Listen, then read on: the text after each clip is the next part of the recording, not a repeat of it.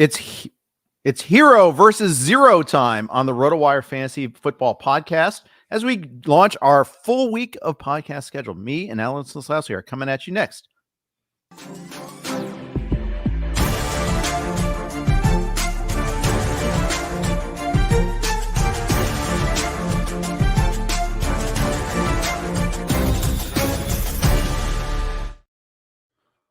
Hey, everybody. Welcome to the RotoWire Fantasy Football Podcast. Jeff Erickson here with Alvin Seslowsky. Thank you so much for joining us.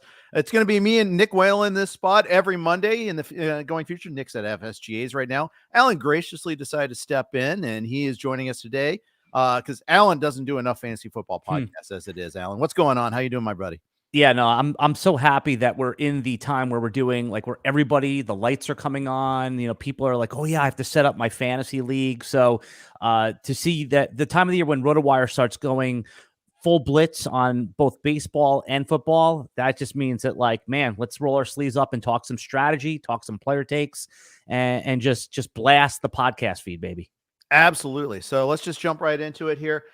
First of all, players are starting to report to training camp, which means we have news. We have players that are going on PUP lists. We have the Saints having like some major injury news. Let's start off in Carolina, though. Jonathan Brooks is not cleared for the start of camp. He's on the active non-football injury list. Not a surprise. We knew this already coming in about his ACL. It's a question of, is he going to be ready for week one? Is he going to be on like the regular season PUP list at all? Is he going to miss 7 games? Is he going to miss none? I mean, what's your take on Jonathan Brooks? I mean, he had a pretty late season injury. I mean, my expectation was that he was going to be on the PUP list. Like, I think that if you're drafting Jonathan Brooks, you should expect him not to play until week 5. And then there's a slow ramp up, like, one of those 10 or 12 carry games.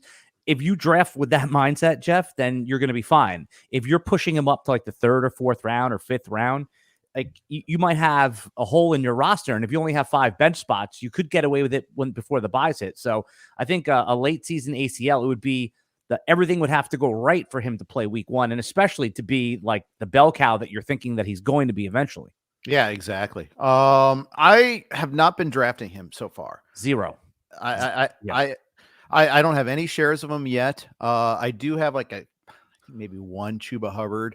I'm trying to remember. Sometimes the early drafts, I can't remember if it's a best ball or if it's a mock where I have Chuba. But for the most part, I mean, I got to have parts of that Carolina running game. It's not like I'm like that anyhow. Brooks, I mean, I see the long-term upside. I see the dynasty upside there, but I haven't been getting him in dynasty leagues. We did a dynasty startup draft a couple weeks ago. I didn't get him there. I was nowhere close to getting him, to be honest.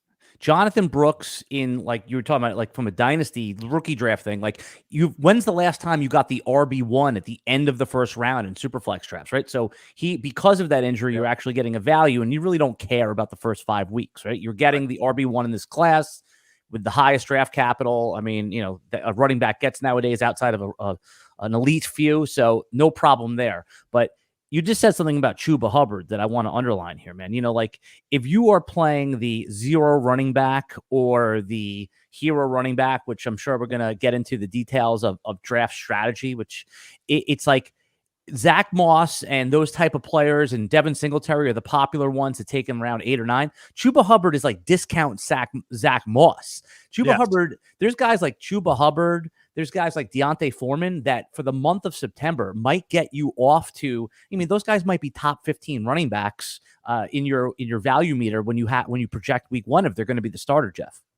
Yeah, absolutely. And also, if you're playing hero or 0, it's a volume game too. You need both those. You need Moss, you need Singletary, you need Hubbard, you need 2 others in that range too. Absolutely. So and that's something that and we'll talk about practical experience. We did this application in the Vegas draft a little bit there. And, you got to, if you're going late, you got to go volume.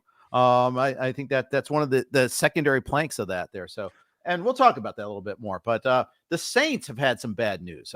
You look at what they, all their sort of, their offseason, we knew that, some injuries are going to be a big play here. Brandon Ayuk, Chris Olave is starting the year on the PUP list too. That's bad. But the real one is they lost one of their critical linemen. I think this is one that I think people don't really pay too close attention to, but probably should. their starting right tackle is out for the year in Ryan Ramczyk.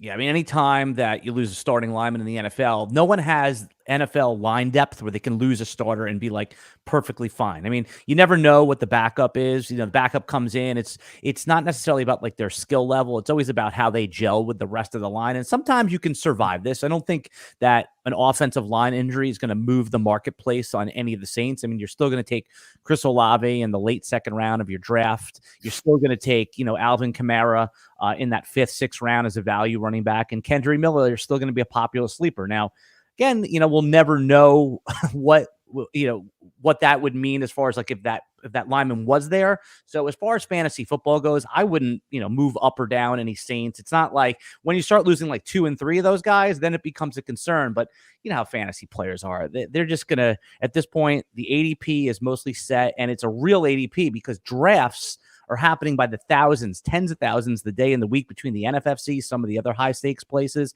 and the underdog stuff. So is it a bad thing to lose a lineman? Absolutely. But I don't think it really has any effect on how people are going to draft, Jeff. But maybe it should. That's my point. With Alvin Kamara, maybe it should. On merit, Alvin Kamara maybe should be discounted. Jim Coventry calls him his bust of the year. Jim Coventry is not prone to hyperbole.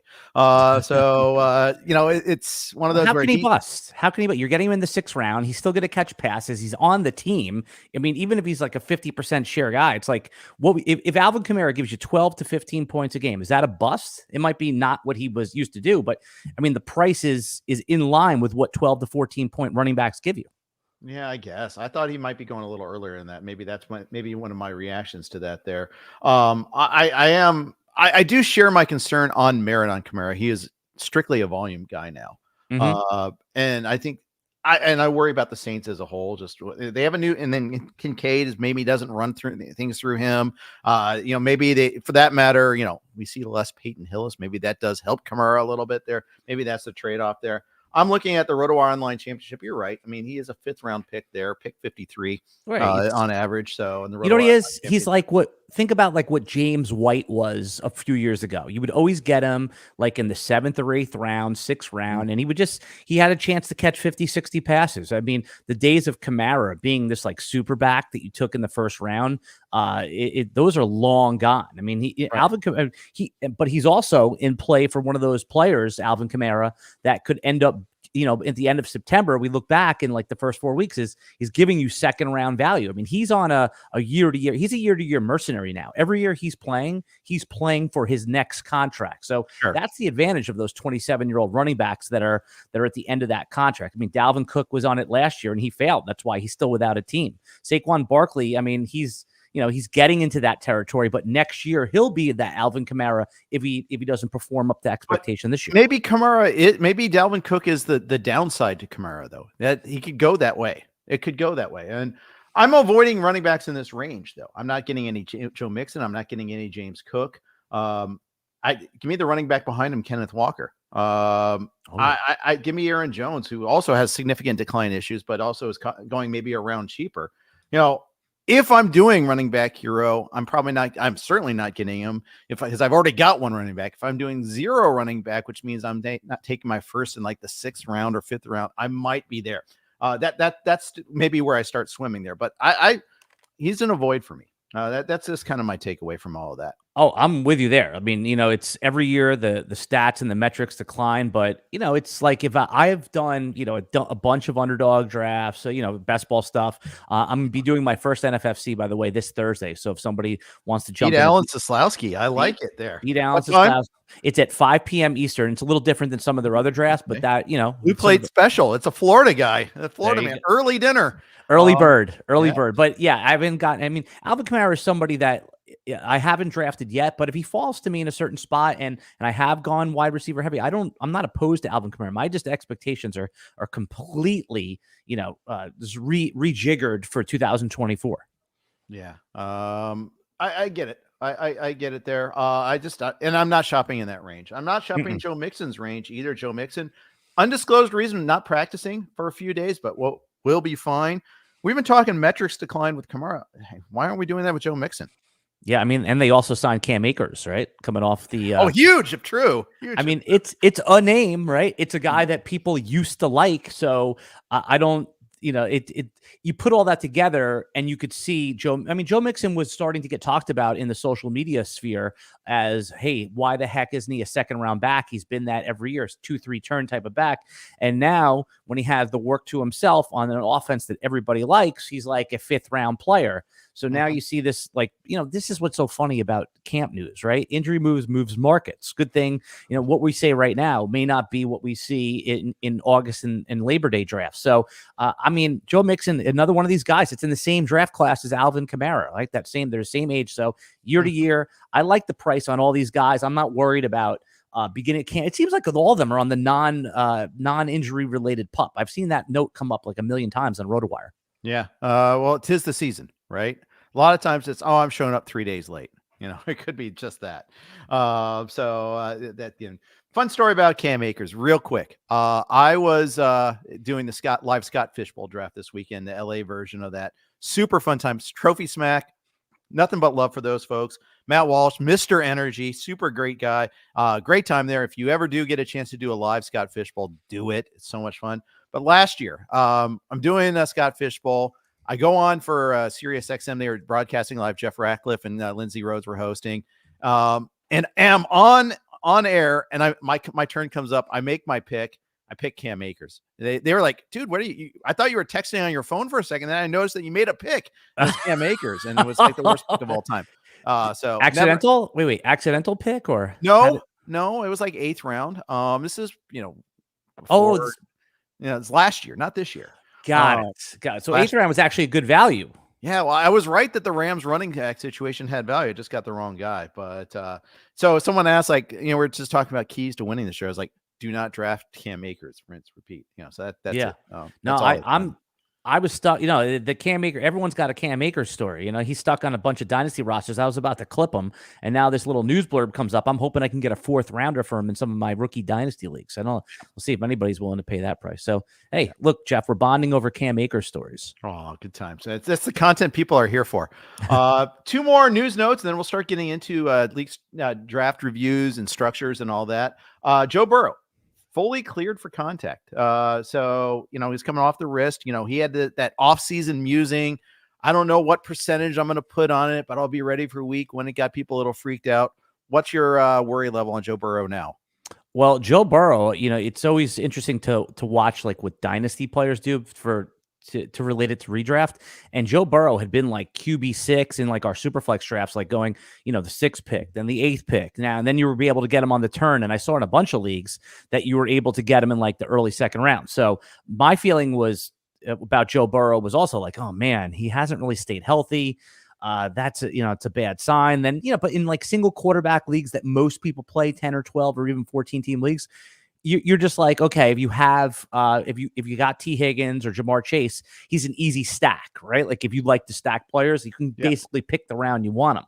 So this is good news. I don't expect Joe Burrow's ADP to move up because there's just so many good options in single quarterback leagues, but at least now this makes you probably feel better about drafting him. And if you're a stack player, which again is one of our strategies that I'm sure we'll hit on a little bit here, that you're totally cool taking Jamar Chase. And I had put out a video on the RotoWire Football Only YouTube page, which, by the way, is in the video description link here, that Jamar Chase can be the first overall player drafted. And a lot of that is because of Joe Burrow. Like, Joe Burrow is like an excellent player. So Jamar Chase still did all right with Jake Browning, like it was fine. But, man, if Joe Burrow is healthy, and it sounds like he is, Jeff, Jamar Chase has 101 upside. He does. Yeah. And I don't even think we haven't seen that like 18 to 20 touchdown season yet from him. It's coming.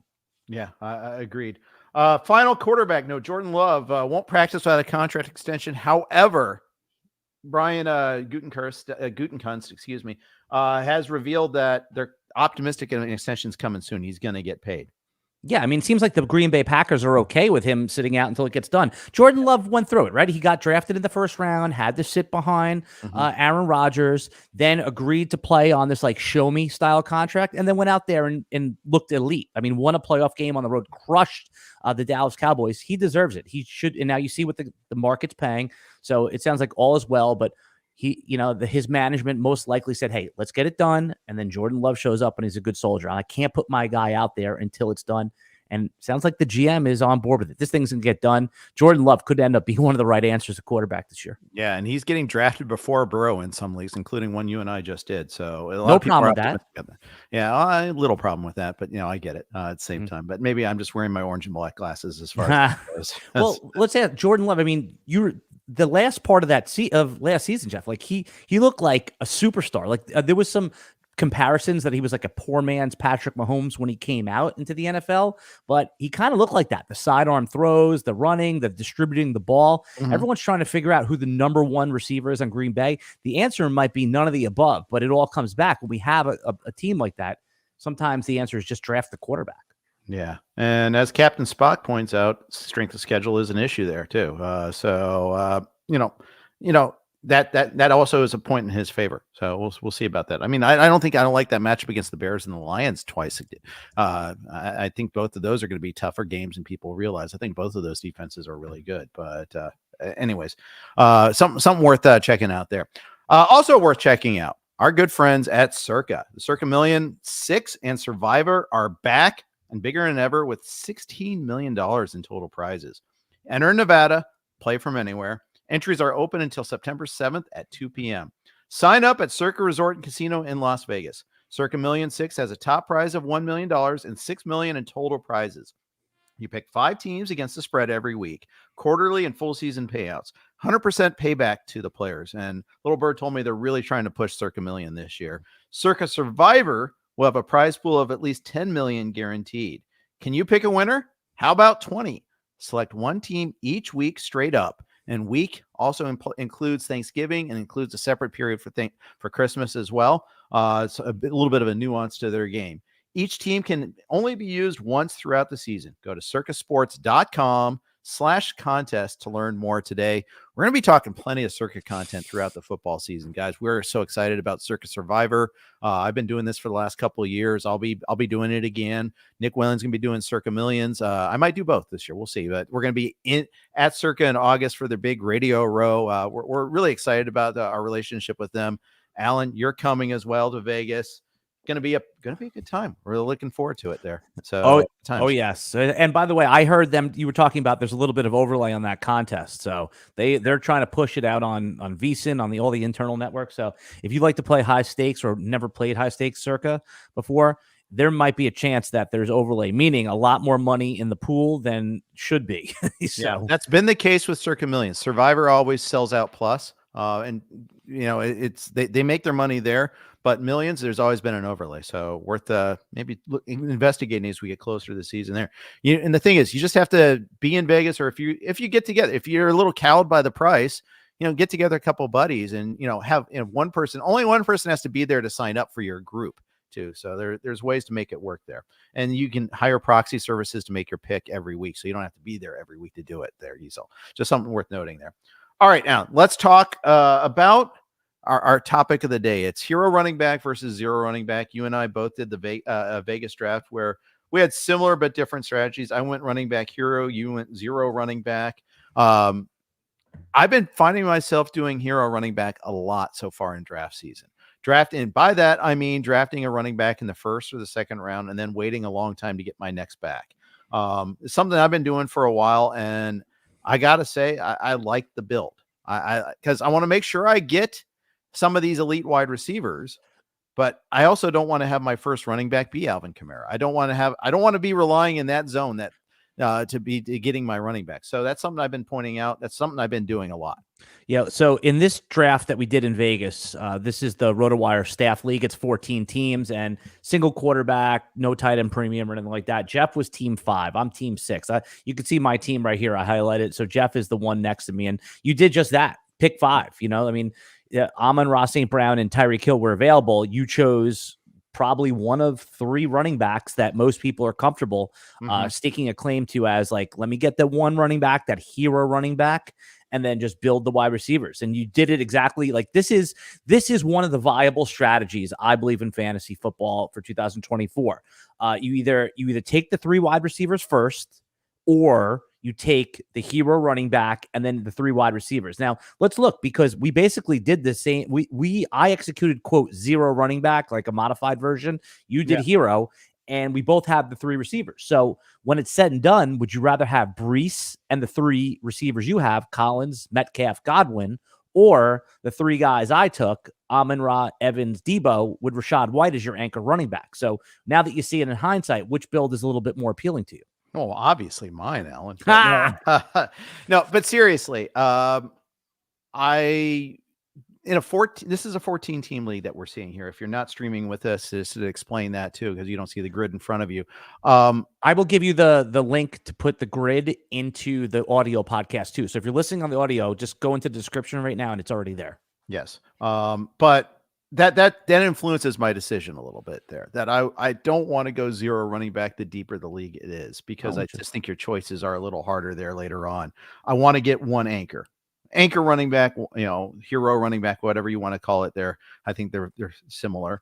So that's why I went Breece Hall over Tyreek Hill, which, and you went Amon-Ra St. Brown over Hill, which is a little bit of a flex in its own right there.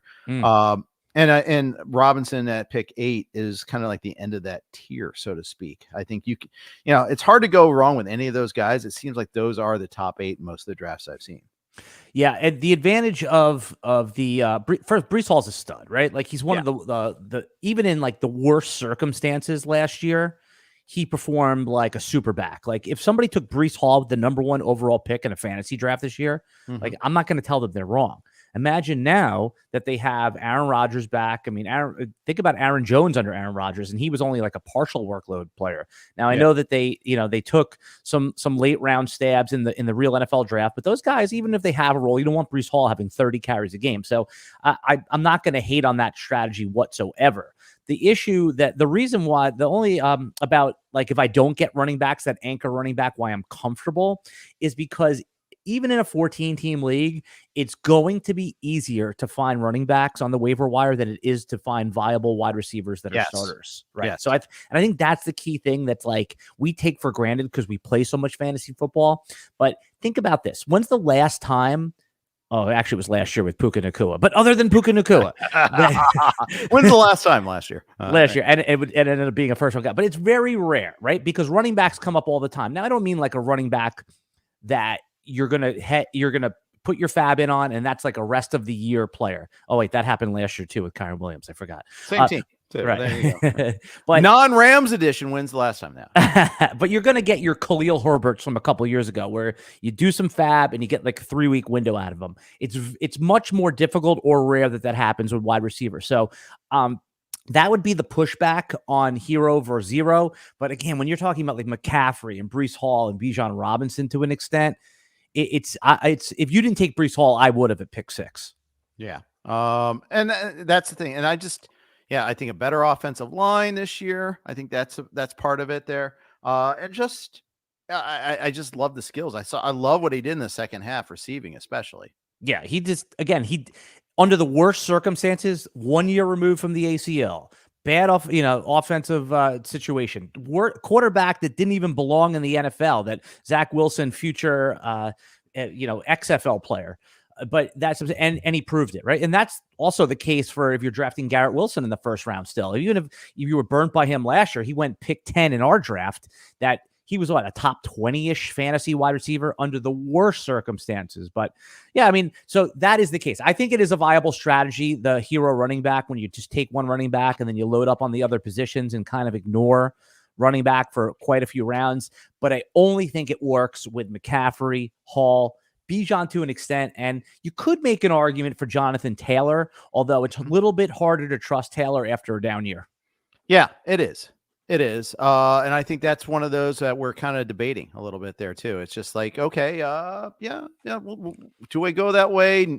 Things have a little changed with the Colts a little bit there too.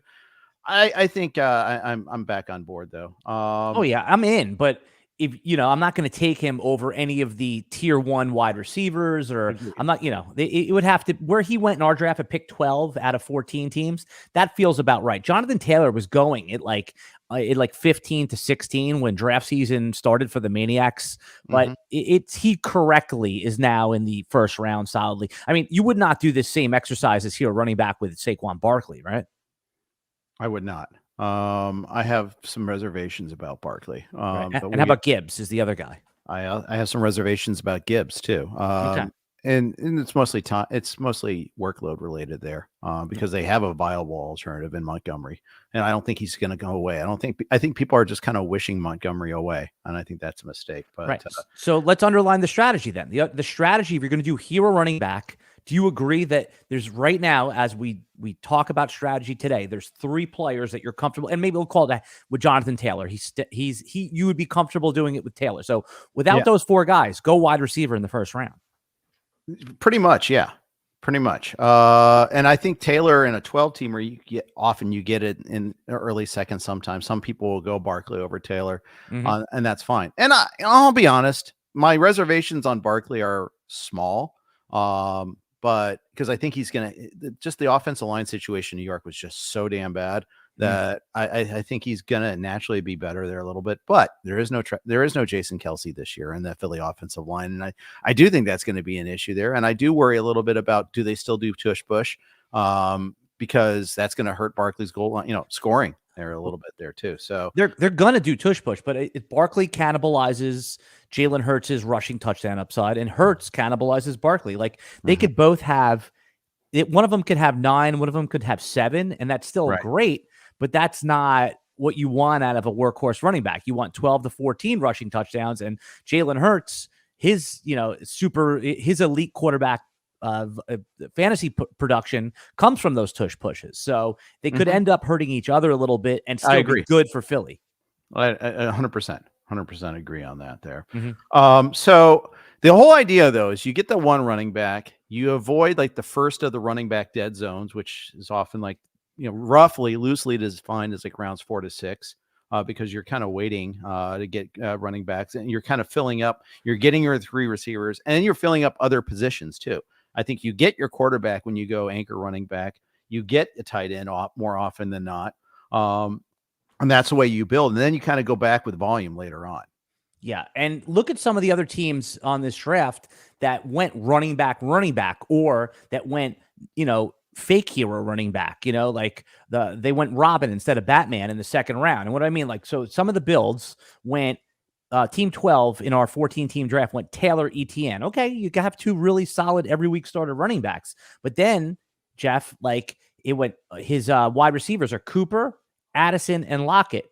Fine, but Lockett is like one of those guys that always undervalued, but you don't want to have to start him. He's more of like a guy you have in depth. And I'm not picking on that team specifically, but yeah, you hate him. Well, come on, let's. No, I've just done this long enough and have been in so many drafts where like you're like, yeah, Tyler Lockett, you're making me throw shade at our guys. And then like team 13. And again, we know in a 12-team league, it's gonna be a little different, but Barkley, Pacheco, which is a little early for Pacheco, but I understand it. But their 3 main wide receivers are Pittman, Keenan Allen, and Rome Odunze. We love Rome Odunze, but there's a chance that he suffers the Jackson Smith and Jigba treatment early on in the season and maybe for the whole season. And 2 player, the 2 and 3 on the same team, on a team that's never had a 4,000-yard passer. Now, granted, it's a unique situation. It's the 1.1 draft pick. Everybody expects in his rookie year, Caleb Williams is going to set the Bears record for passing yards, and he probably will.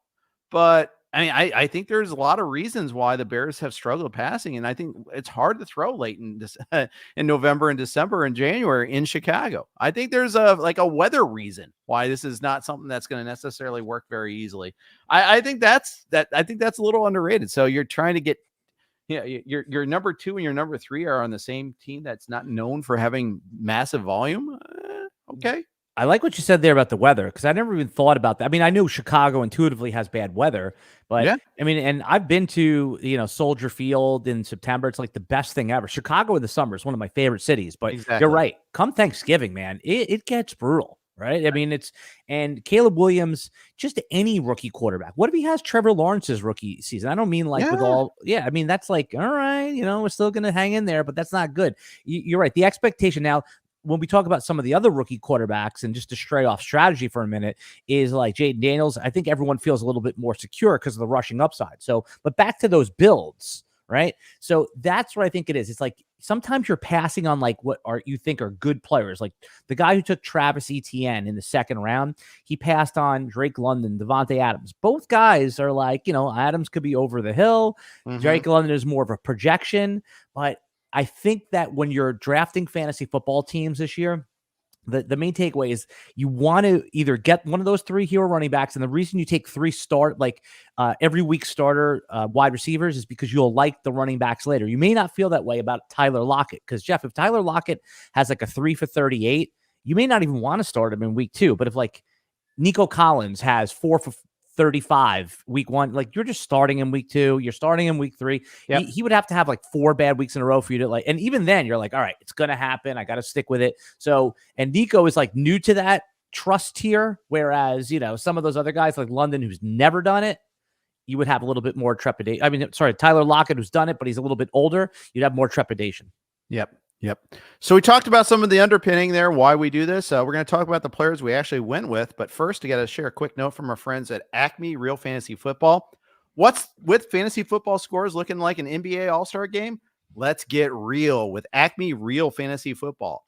The top pro teams average around 28 points a game. This is how ACME Real Fantasy Football scoring system is based. The system is also very accurate compared to the actual game score. Each team drafts only 9 players, filling the primary positions. Benches are only used for injured and bye-week players. This leaves 200 free agents available to improve your team. Weekly waivers give preference to the bottom of the standings. League rankings are always changing, keeping it competitive the entire season. ACME Real Fantasy Football also has a one-of-a-kind playoff format, selecting a new lineup each week. All teams are competing from week 1 through the Super Bowl. 12-team leagues start at only $120. Go to acmerealfantasyfootball.com and sign up today. Yep. Also, we are on the Blue Wire Network. Here are their ads real quick. All right. Thank you, Blue Wire. Thank you for being a platform for us for the longest time possible. We've been on Blue Wire for a long time, and they're great that way. So, all right. We're talking about builds, trying to and using the example of the Vegas draft that we did. And Alan, if you could pull that grid back up again, we'll kind of take a look at some of the individual players there and why they're good for that particular build. Let's start off with your team. Let's highlight that bad boy there. Emphasis on bad. No, just kidding. Oh, hey-o. No. All right, so you start off Amon-Ra St. Brown. You made a kind of a flex there to take him over Tyreek Hill. Let's first talk about that. Yeah, and I posted a video like in our TikTok about like the first round of the drafts, and I took a lot of heat for that. Listen, I understand. Like Tyreek Hill is, again, another player. Somebody took him number 1 overall. I would have no objection to it. It's just that Amon-Ra St. Brown he's like too big to fail, right? Like he probably doesn't have number 1 overall upside, but I wanted somebody where there's like outside of injury, which, that's for every player. He's probably going to be a top 5, top 6 wide receiver. And, if he gets the touchdowns, he could be the number 1 overall. Tyreek Hill fell off last year. And I know it was because of an injury, but it was also like Tua in the cold weather. It went bad when you needed him most. Like you were probably a bye week team with Tyreek Hill. And I was one of those guys that had him and it stung a little bit. So, not that I don't think Tyreek Hill probably will score more points than probably any of the elite guys, but Amon-Ra St. Brown will be there for me when I need him. Most importantly, when I'm a Final 4 team, Final 6 team. So I just wanted, I was going for floor there rather than like the super elite ceiling. Not to mention Tyreek Hill, 30 years old, has already said that he might retire in a year or 2. I know that doesn't really matter right now. So that was it. I was just playing it safe in the first round. Let me ask you this. So I just did Scott Fishbowl, so it's obviously a different format there, including they have return yards as a category. But the idea that possibly Tyreek Hill could return kicks this year because of the new kickoff return rule, does that change things at all for you? Yeah, for the negative, right? That really Tyreek more chances. So in most leagues, you won't get a chance to get those yards, right? Most leagues are not going to get the touchdowns, though. Right. So let's say, how many touchdowns? Unless what was the guy, Devin Hester? What did Devin Hester, the most he had was like 3 in a season, and that was like the number 1 guy of all time. Getting a touchdown is so hard on a kickoff. Now, if these rules just open it up so that happens, then yeah, it's going to burn me. But I saw that when I saw that Tyreek might return kicks, I said, hey, this is more exposure that he might get hurt for 80 yards that I'm not going to. And what if he's tired after the kickoff and needs a play off? Now he's not in on first down. Yeah. Okay. I could see it there. I thought I kind of saw it the other way that, okay, it's not, yes, Devin Hester was limited, didn't play under these rules. If Devin Hester played under these rules, he might score 7 in a year. Right. That's more what I was thinking there. That's an actual. I could see it either way. Again, it's that when Tyreek Hill has 2 return touchdowns in a game, plus 100 yards and another receiving touchdown, and that it's probably going to be against me. I'm going to be sick and vomit. But other than that, sick and vomit, Alan. Just I'll take my 8 for 80 and a half a touchdown for Amon-Ra St. Brown. Very boring workman-like production. Mike Evans in the second round. You broke my heart. You broke my heart, Fredo. I was all set to take him. You were one pick before me. Yeah, us being next to each other. I hate it when I share a frame with someone that. It's fun, but I think I know you sniped me a couple times. I hope I sniped you at least once or twice. But I'm all aboard the Mike Evans train again. Why not? Yeah, well, let's talk. I mean, everybody knows Mike Evans' Hall of Fame career, 1,000 yards and pretty much 8 or 9 or 10 touchdowns. He just seemed to be the one that Baker Mayfield preferred. Now I know there's a new offensive coordinator in there, but that chemistry has been solidified. Mike Evans is a true alpha that commands the ball. He's like a throwback to the Calvin Johnson, Julio Jones, Andre Johnson era. Although Andre Johnson didn't score many touchdowns, and Nico is the upstart guy who came on last year. I was seriously debating Nico Collins there, right?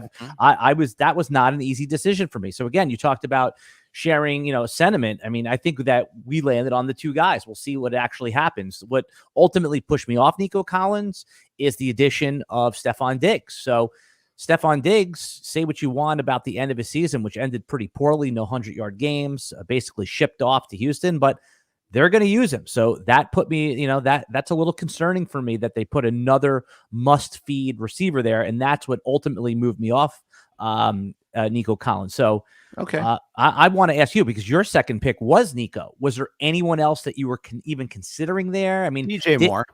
Okay. Yeah. Because I think he is a true number 1. But I think Collins is the number 1 in a better passing offense than better weather. Obviously weather's not even an issue in Houston. They have coverage. You can, it's just an offense that already has been established as a better quarterback too. How about Diggs versus Nico Collins? Is that even about Diggs?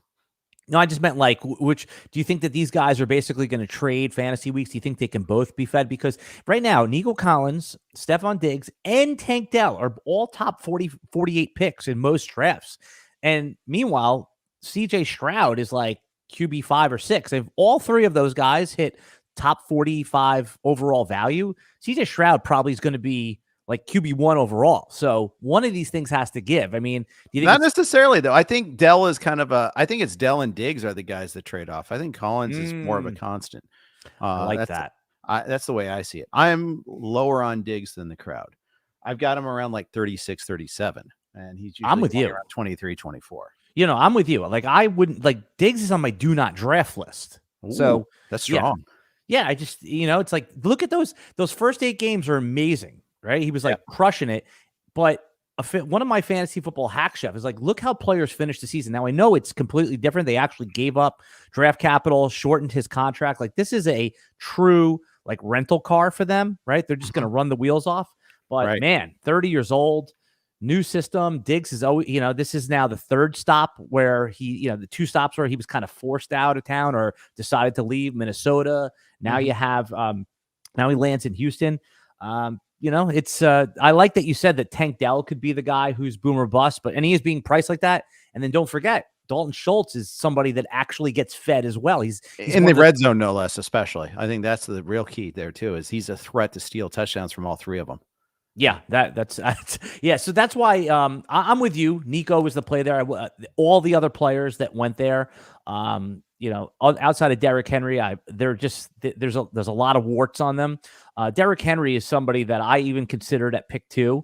And not to veer off our drafts, but Derrick Henry, the minute he signed with Baltimore, and I look back at Gus Edwards' 12 touchdown season, I was like, can Henry actually have like 15 to 20 touchdowns this year? Could. Or where are you going to be on Derrick Henry? Does he belong in the hero running back conversation?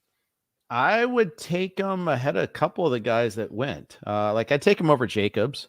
Oh I yeah. take him over Achan. I take him over Kyron Williams, believe it or not. But that's also because I'm a little low on Kyron Williams.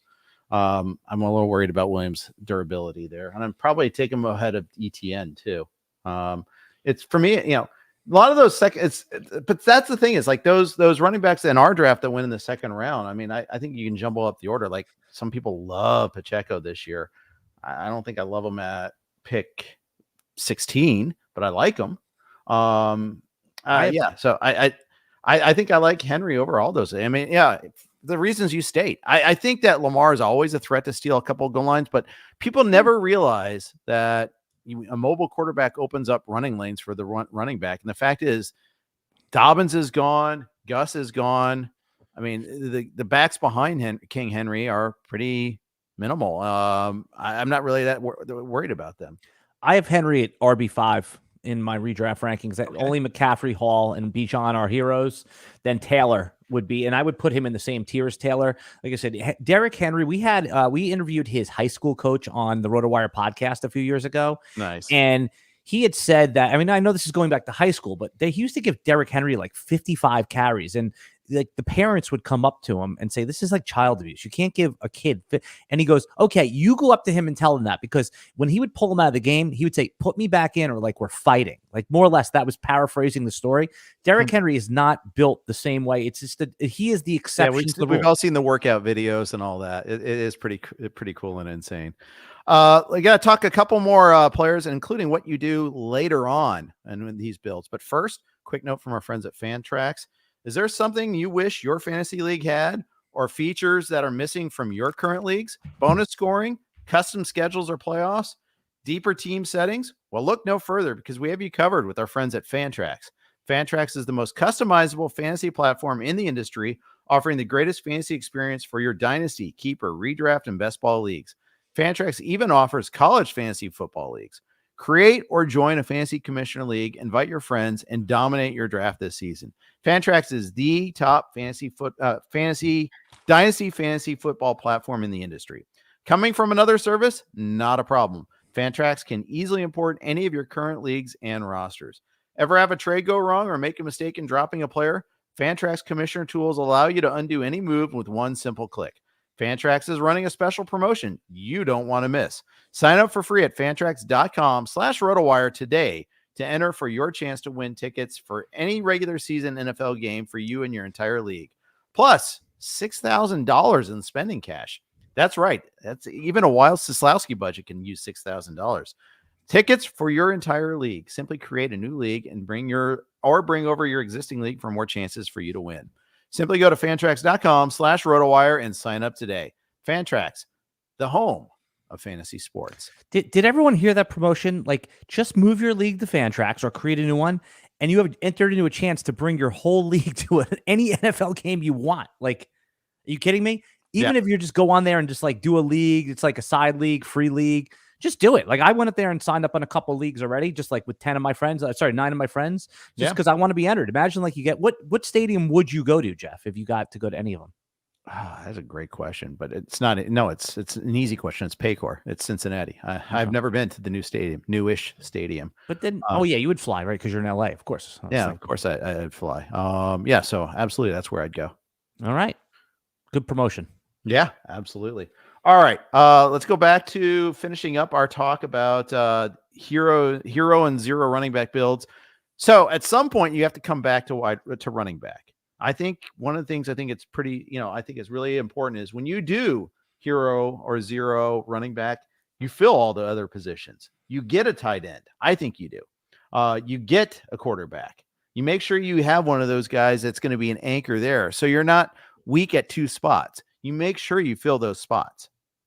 It's so funny. Like, if you look at our teams, team 5 and team 6 on this, I'll highlight team 6 again because I'm right here. Jeff is the one that we basically had the same draft strategy, unbeknownst. Like, you went Hall, the 3 receivers. I went 3 receivers and Rachaad White, who finished as the RB3 last year, by the way, Rachaad White. And then in the next 2 rounds, we got our onesie guys. You got Pitts and Burrow. I went Kyler Murray and Jake Ferguson. Now, it's just, and these are literally, you have the upside tight end and the safe QB. I have the upside QB and the safe tight end. Yep. I mean, that's just how it worked out. And then if you look at our next pick was we went with the boring running back that has upside, right? You went with Devin Singletary, who's basically got the workload to himself with a coach. I mean, by the way, Devin Singletary was really good last year on Houston. He was. Yep. Yes, he and was. now he's with the coach that drafted him. And he doesn't have Josh Allen there stealing away rushing touchdowns like he did in Buffalo. So you might have gotten a player that ends up with more fantasy points than any of those guys we see in the second or third round. I went for Raheem Mostert, which again, last year, Raheem Mostert, he's not going to have that incredible touchdown run, but he showed that he can stay healthy, right? He's going to be a 12-touch player that basically on the offense where we're expecting a lot of points scored. So we went and we executed the same strategy, which I like that you pointed out about attacking those onesie positions. Yeah, exactly. Exactly. I think that's super important. And then you got volume. You got Tajay Spears. You got Jalen Wright. You got Deonta Foreman. You got Roshan Johnson. Even Dylan Lobb. I mean, you're trying to throw darts. See what fits. I went Devin Singletary, Gus Edwards, Ty Chandler, Elijah Mitchell. Probably should have gone one more, but I can't help myself with Quentin Johnson. I still think there's some upside there, and I keep taking chances on him. But talk about returning kicks, right? Isn't that what they're talking about? No, I almost took QJ there also. I mean, it's, when these guys are high pedigree first-round wide receivers and it doesn't work out in year one, like you still go back in year two. Yeah. Treylon Burks last year, right? It didn't work out, but once in a while it's, you got your version in Jameson Williams here. So, I mean, yeah. You got it. At least Jameson Williams showed something in the NFL playoffs. It was like with that big run. So it's like one of the, he's almost like a poor man's Kadarius Toney, where just when you're out, they pull you back in. We call that the Godfather 3 rule, right? Yes, it's like, yes. Yeah. So there's always like a little sign, like people held on to Kadarius Toney and were drafting him highly just based on the one move that he made against Dallas when he was a New York Giant. It's like, you can't unsee that stuff. No, you can't. You can't. And you should be paying attention to that sort of stuff there. You didn't go with the backup quarterback. I did, but I did in the 14th round with Deshaun Watson. Yeah. I just thought that, I mean, yeah, he was terrible last year, but he also had a bad shoulder. Still had like a couple of games where he had some value, and Burrow is a little risky in terms of health. So is Kyler for that matter, I suppose. But in a 14-team league, I'll get that backup. In a 12-teamer, I won't. I think that's the difference for me. Yeah, and I think you said it right. The scarcity in a 14-team league, you're probably going to want a backup quarterback. Now, once I committed to no backup quarterback, I wasn't just going to take like Baker Mayfield. I didn't want to like clog a roster spot, because I'll tell you, when the running back that, ultimately a week 1 running back is going to come up that everybody wants, or a tight end, or even a receiver, and the first players to be cut are going to be the backup quarterbacks on these teams, the Baker Mayfield types, even like, I could see like Derek Carr, he'll be clipped, right? There's Justin Herbert. If they don't have a great week 1, it's just so hard to hold those guys, especially the teams that drafted the CJ Stroud types. Like, are you really going to hold Will Levis if CJ Stroud and you need a running back? So I feel like I'll be able to get a running back. Now, let's say Kyler Murray has an injury and I'm in the most dire of straits, Jeff. No one's going to bid on Desmond Ridder, right? So there's always money in the banana stand. Yep. There you go. I'll always, in a single quarterback league, you'll always be able to get the backup quarterback, the Mitch Trubisky that nobody wants, that you can probably bank on 12 or 13 fantasy points. Yeah. Yeah. You can always do that there. And more often than not, the quarterback will be at least competent enough. I mean, it wasn't the case in Arizona last year is the problem. And some of the guys they trotted out last year. But someone else's, like even on a bye week, I'm banking on that everyone else, like Deshaun Watson, if he has like a 13 to 15 point fantasy week in week 1, and there's a running back you want, he's going to be one of the guys you're considering clipping. Yeah, it's true. You're right. You're 100% right. And the injuries and bye weeks were going to force some of that transition. So yeah, I typically like going just one quarterback, especially if if I'm in a 12-team and I play the weight on the quarterback chicken game, and I'm like the 11th team to draft a quarterback. Well, then I'll draft a second one pretty quickly, because at that point I'm taking some level of chance. But otherwise, yeah, I'm with you on that there. Any other pointers strategy wise before we clip out for today? Oh, I like that you used the word clip out. That was great. Yeah, no, strategy wise, I just think that as much as I think running backs win leagues and running backs will get pushed up the boards, Jeff, in like typical home leagues, right? Like where, where people aren't like studying the ins and out of underdog fantasy every day. So always adapt to the league market. So you could go in and say, hey, I want to do hero running back where you get Breece Hall. But if everyone is just gobbling up those running backs and it's round 2 and you're sitting there and like Derrick Henry's there and you see like none of these, like the receivers have really flown off the board, you can adjust to that and get some receivers later. So that happens all the time in formats where people don't have the experience. I always say it's easier to play against experts than it is to play against like your office, because Patrick Mahomes goes in the first round in those leagues. So a lot for all the people that are playing in office leagues or leagues of like varying sophistication, always be ready to adapt. You can have these zero or hero running back strategies, but remember, you might have to go all in if your league does it that way. Absolutely. All right, that's going to wrap it up for today. Big thanks to our sponsors, especially Circa, who's going to be sponsoring us all throughout draft season, ACME, Real Fantasy Football, and Fantrax. Thank you, everybody, for jumping on board with us. If you liked our podcast, please hit that like button, hit the subscribe button, and rate us if you have time. Even if you have constructive feedback, we'll take that too. We answer every comment. So if you have a right. comment, a question, we go in there and we answer every single comment, no matter how crazy it is. Indeed. And if you want to check out our work, rotowire.com/pod gets you a free peek behind that paywall. Again, we've been doing this free trial for 20 years, guys, and we find it works. We give you a taste, you like it, and hopefully you want to subscribe. There's no credit card required. All you have to do is put in a valid email and off you go. rotowire.com/pod. That's going to wrap it up for today. We got Jake Latarski and Joe Bartle coming at you tomorrow. This is now the week where we have 6 podcasts a week, and it's up to 7 during the regular season. Jim Coventry is going to be doing a Sunday night podcast, wrapping up the day's action there too. So can't wait to bring all of our content to you. I personally will be back on Wednesday. We're going to be wrapping up Scott Fishbowl on Wednesday. Stay tuned, lock it in, and subscribe, folks. Thanks for listening.